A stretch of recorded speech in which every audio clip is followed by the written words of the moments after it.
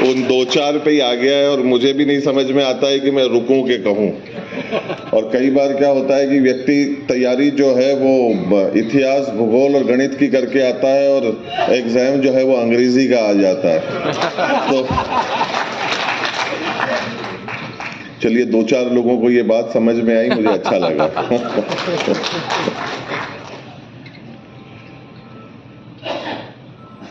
क्या कहे निर्मल साहब?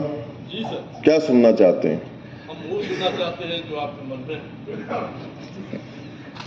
तो हम ये भी मानते हैं कि हम भी मन की बात करते हैं।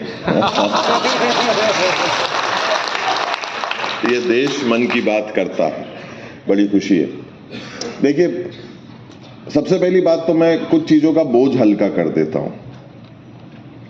जैसे कि हम जिस योद्धा के लिए यहां पर उपस्थित हुए हैं, जिस भाव से उपस्थित हुए हैं, जिस मन से उपस्थित हुए हैं, वो किसी भीड़ के मोहताज नहीं। सबसे पहली बात तो। और मेवाड़ जो है वो इस चीज का पर्याय है। मेवाड़ ने कभी भी ये नहीं देखा कि हवा किस तरफ की है। आंखें जो है वो हमेशा लक्ष्य पर रही, क्या चीज को फतेह करना है, क्या चीज हमारा लक्ष्य है और उस लक्ष्य पर हमें कैसे राज करना है। इन चीजों की चिंता नहीं करी कि सामने कौन है, कब कौन आएगा।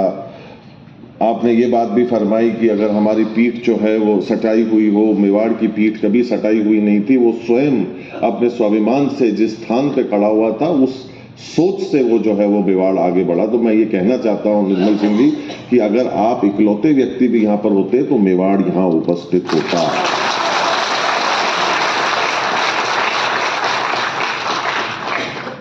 और जो एक बात निर्मल सिंह जी ने बिल्कुल झूठ कही है कि वो आए और उन्होंने मुझे बहुत ही प्रेम पूर्वक न्योता दिया अपने साथी के साथ में, इस बात में मैं आपको सब लोगों को गलतफहमी से निकाल देना चाहता हूं कि इसके कोई भी सत्यता नहीं है।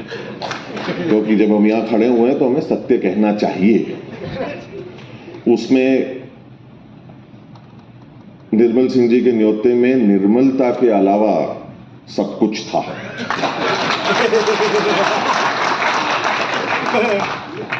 दो चार लोगों को, इधर वालों को समझ में आई, आप इधर वालों को समझा देना। उसमें अधिकार था, उसमें प्रेम था और उसमें भाव था। इस वजह से आज मेवाड़ यहां पर। और एक प्रसंग मुझे याद आता है जो शायद निर्मल सिंह जी के भाव को दर्शाएगा और शायद हम लोगों को उस चीज को समझने में थोड़ी सी मदद होगी। और मैं ये बात और कहना चाहता हूं कि अगर ये हॉल जो है पूरी तरीके से लबालब भरा हुआ भी होता ना, और जैसे आप लोगों ने फरमाया कि अलग कुर्सियां भी लगानी पड़ जाती और चंद लोग अगर जमीन पर भी बैठ जाते, ये मान लो, ठीक है कि ये सच्चाई है कि अगर ये भरा हुआ भी होता, कुर्सियां भी लग जाती, लोग जमीन पर भी बैठ जाते, पर आत्मा से, मन से और हृदय से सुनने वाले उतने ही होते जितने अभी यहां पर उपस्थित हैं।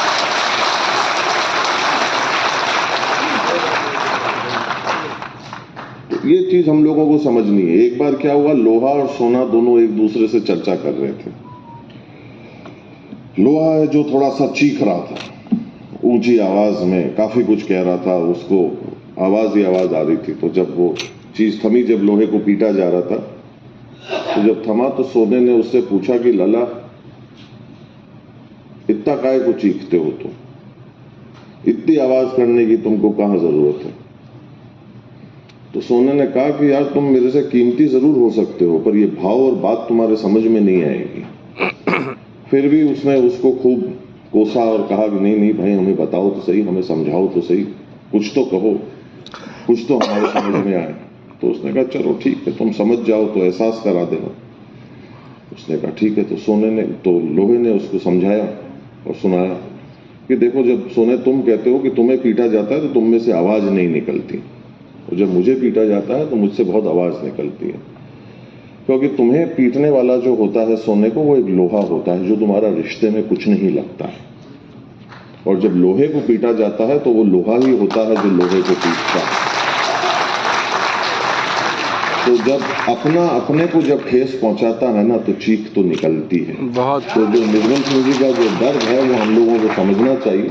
पर ये हमारा धर्म भी बनता है और हमारा कर्म भी बनता है आपको पूरी तरीके से जो है वो मजबूत करने का, आपको ये कहने का कि अपने कार्य से जो है वो हम पहचाने जाते हैं, क्योंकि नीयत जिसकी अच्छी है किस्मत उसकी दासी है, कर्म जिसके अच्छे हैं उसके घर में मथुरा काशी है। और आज उस मथुरा और काशी के रूप में वो लोग यहाँ पर मौजूद हैं जो आप लोग यहाँ पर अपनी उपस्थिति को दर्ज कराए ये साबित करते हैं, बताते हैं कि अगर आड़े वक्त हम अगर कोई खड़े थे सच्ची श्रद्धा सुमन में वीर कुंवर सिंह जी को, तो वो हम लोग थे जो आज यहाँ पर आपके साथ में उपस्थित हैं, कह कर नहीं कर कर उपस्थित हैं। अगर आज मैं मेवाड़ 12 से 18 घंटे छोड़कर आया हूं तो केवल आपके मान में, आपके सम्मान में, क्योंकि योद्धा की कोई जाति नहीं होती, योद्धा की सिर्फ बहादुरी और वीरता होती है, उसको नमन करने के लिए हम यहाँ हैं।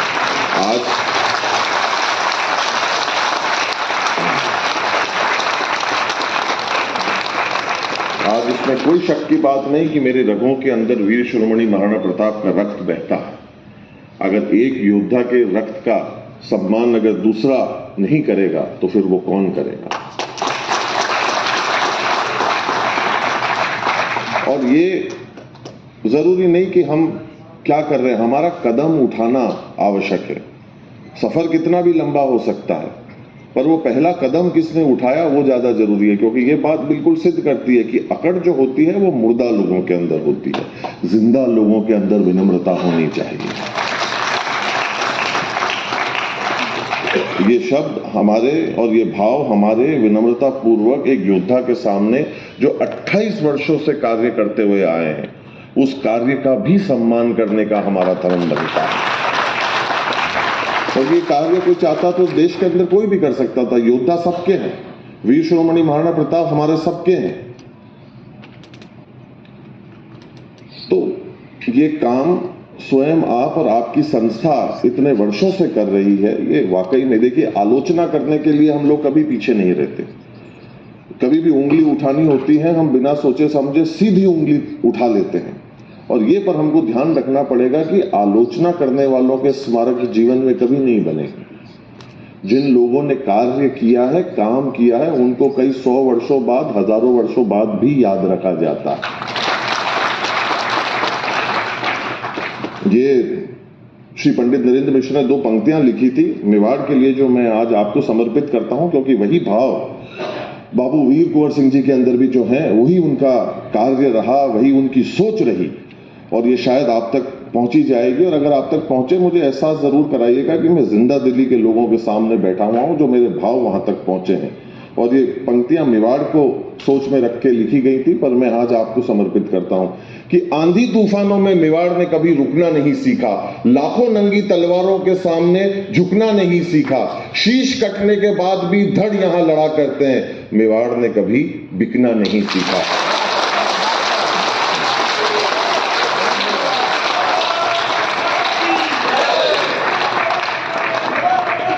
उसी प्रकार से वीर कुंवर सिंह जी ने भी अगर चाहते तो समझौता कर लेते, क्या होता, अन्य लोगों ने कराई, आप भी कर लेते, पर नहीं। क्यों? क्योंकि स्वाभिमान इतना सस्ता नहीं था जिसको खूंटे पे टांग दिया जाए और सामने वाले से हाथ मिला लिया जाए। ये हमारे को 1857 के अंदर 80 साल की उम्र के अंदर भी, तब मैं कहता हूं कि उम्र केवल एक संख्या होती है, ये हम लोगों को जो है वो समझने की जरूरत है। तो जो हौसला है, जो जोश है, जो जुझारूपन है, जो कर्मठता है, जो उल्लास है, उसको हमारे को नमन करने की जरूरत है, उस सोच को हमारे को नमन करने की जरूरत है। और कितनी प्रेरणा उन्होंने उस समय पे भरी होगी लोगों के अंदर, जिससे कि अंग्रेजों को भी कई चीजों को सोचने के लिए वो मजबूर हुए होंगे। ये चीज हम लोगों को समझनी है। कितनी सारी, जब मैं यहाँ सफर में आ रहा था तब मैं पढ़ भी रहा था और मैं विचार भी कर रहा था कि मेवाड़ में और बाबू वीर कुंवर सिंह जी की सोच में कितनी समानताएं थी कि जब हमें किसी भी प्रकार से कोई समझौता नहीं करना है तो हम हमारे फैसले के ऊपर पूरी तरीके से अटल हैं और कायम हैं। हम उससे पीछे नहीं हटेंगे, हम उससे समझौता नहीं करेंगे, ये तय कर रखा था। ये एक पहचान जो है विपरीत परिस्थितियों के अंदर इस चीज को साबित करती है, क्योंकि इंसान के अंदर का या भीतर का जो स्वभाव होता है, जो स्वाभिमान होता है, ऐसी परिस्थितियों में, ऐसी चुनौतियों के अंदर जो है वो सामने आता है। इंसान को कभी भी किसी भी चीज को छोटा नहीं समझना चाहिए। इंसान किसी भी चीज को छोटा सिर्फ दो कारणों की वजह से समझता है, या तो वो उसे बहुत दूर से देख रहा हो, या वो उसे बहुत गुरूर से देख रहा हो।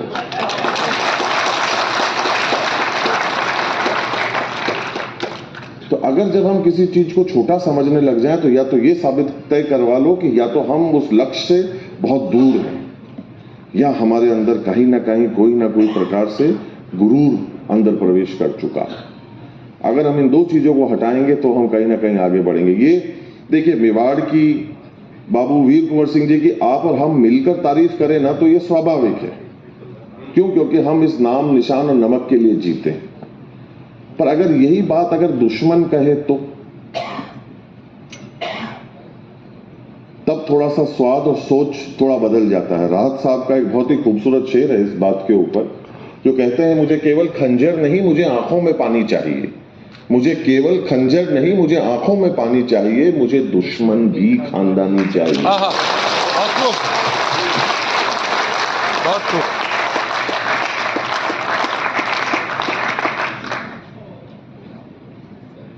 तो जब इस प्रकार की परिस्थितियां आती है, जो मैं कहना चाह रहा था कि जब दुश्मन भी अगर इस बात को कहता है जिसका हमारे से कोई वास्ता नहीं, क्योंकि सिखाने वाला असली गुरु जो है वो दुश्मन होता है। दोस्त के साथ हम कई बार लापरवाहियां कर जाते हैं, उनको जो है वो हम लोग लेके चलते हैं कि हाँ भाई ये कहां जाएंगे, अपने ही तो हैं। पर जब बात दुश्मन की आती है तब हम बिल्कुल चौकन्ना रहते हैं, सतर्क रहते हैं, हर तरीके से अपने आप को जगा कर रखते हैं। तब मैं कहता हूं, और ये प्रसंग जो है वो और किसी का नहीं। आज मैं अगर आपसे पूछूं कि वीर शिरोमणि महाराणा प्रताप का जो 4 पैरों वाला जो एक पशु जो साथी था, उसका नाम क्या था, तो हम लोग सब एक आवाज में कहते हैं चेतक। अब मैं ये पूछना चाहता हूं, किसी एक अन्य शासक का नाम बताओ और उसके साथी का नाम बताओ। ये सन्नाटा छाता है। ये जो है, ये हमारे मिट्टी की ताकत है इस भारत देश की, कि यहाँ पे केवल इंसानों ने अपना नाम सुनहरे अक्षरों के अंदर नहीं लिखवाया, यहाँ के पशुओं तक ने भी अपना नाम सुनहरे अक्षरों के अंदर लिखवाया। पुरखों की आन निभाना ही मेवाड़ भूमि की पूंजी है। पुरखों की आन निभाना ही मेवाड़ भूमि की पूंजी है। ये वो धरती है जहां चेतक की टापे गूंजी है। पर एक प्रसंग ऐसा है जिसको हम लोग अधिकतर याद नहीं रखते, या हमें हमारे सामने नहीं आया, और वो है वीर शिरोमणि महाराणा प्रताप के दूसरे पशु का, दूसरे साथी का, जिसका, और वो एक हाथी था जिसका नाम था राम प्रसाद। और इस बात को कहकर मैं अपनी बात को विराम दूंगा, पर अगर ये पहुंचे तो मेरे को जरूर बताइएगा कि देखिए किस प्रकार से इस मिट्टी ने, इस देश ने स्वाभिमान के लिए जो जिन चीजों को कुर्बान किया है, और अपन ने ही नहीं बल्कि दुश्मन ने भी इस चीज का लोहा माना है। वो प्रसंग ये है कि राम प्रसाद को दुश्मन खेमे के अंदर कैद कर लिया जाता है। तो राम प्रसाद कैद हो जाता है और वो दुश्मन खेमे में चला जाता है, और उसके साथ में काफी सख्त पहरा जो है वो लगाया जाता है कि राम प्रसाद कहीं भागना नहीं चाहिए और इसे कैद करके रखना है। तो उसे कैद कर लिया गया। जो पहरेदार थे, जो सिपाही थे, जो सैनिक थे, वो उसकी पूरी तरीके से हिफाजत में लगे हुए थे। 2 दिन, 4 दिन, 5 दिन, 7 दिन, 10 दिन निकल गए, और ये चीज का सामने आने लगी कि ये जो योद्धा है राम प्रसाद, इसने ना तो एक बूंद जल का ग्रहण किया है, ना एक कण अन्न का जो है उसने ग्रहण किया। तो एक सिपाही दूसरे सिपाही को कह रहा था, देखो हमारे बादशाह ने जो है भारत के एक राजा का एक हाथी को तो हम लोगों ने पकड़ ही लिया, वहां से अपन जल्दी ही उस जगह को या उस मुल्क को भी अपने कैद में कर लेंगे। तो दूसरे सिपाही ने उसको पलटकर ये कहा कि इसको शरीर से तो हमने पकड़ रखा है, पर आज 15 दिन हो गए हैं, इसने ना एक बूंद पानी पिया है, ना एक कण दाने का जो है वो खाया है। मुझे ये बताओ कि जिस मिट्टी का या जिस देश का पशु इस कदर अपनी स्वामी भक्ति में लीन हो कि उसको दुश्मन खेमे की ये चीज मंजूर नहीं, तो हम वहां के अगर पशु के अंदर अगर इतनी ताकत है तो वहां के इंसान को हम क्या खाक गुलाम बनाएंगे?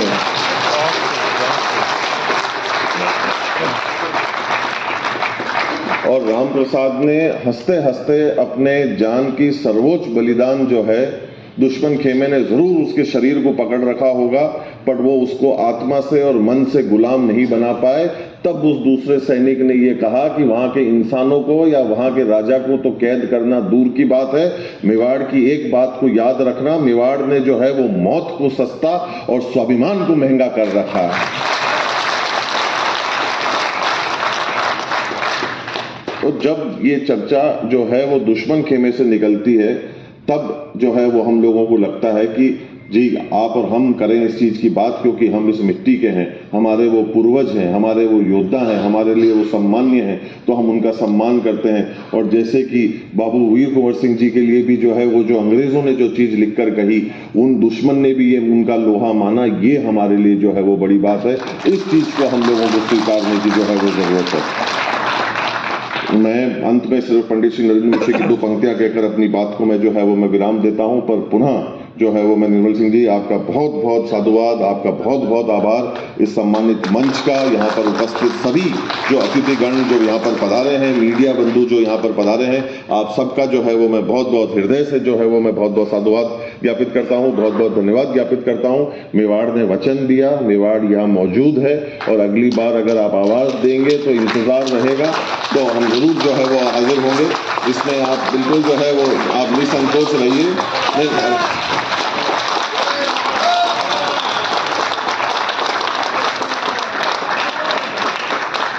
मैं सिर्फ यही कहना चाहता हूं कि मेवाड़ इतने हजारों वर्षों से केवल इज्जत और प्यार का जो है वो भूखा, और उसकी हमेशा एक उपेक्षा रहती है कि जहां से जो है इज्जत और प्यार मिले, और वो इज्जत और प्यार आपने दी, बस वही हमारे लिए जो है वो काफी है। बस ये प्यार और इज्जत आप बरकरार रखें, हम आपके समक्ष, आपके बीच जो है आप हमें मौजूद पाएंगे।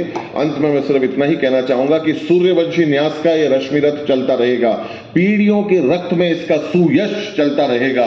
रीति रघुकुल की जो शिव से विरासत में मिली हो, आंधियों में वह दिया जलता रहा, जलता रहेगा। बहुत बहुत आभार, बहुत बहुत साधुवाद, बहुत बहुत धन्यवाद। बहुत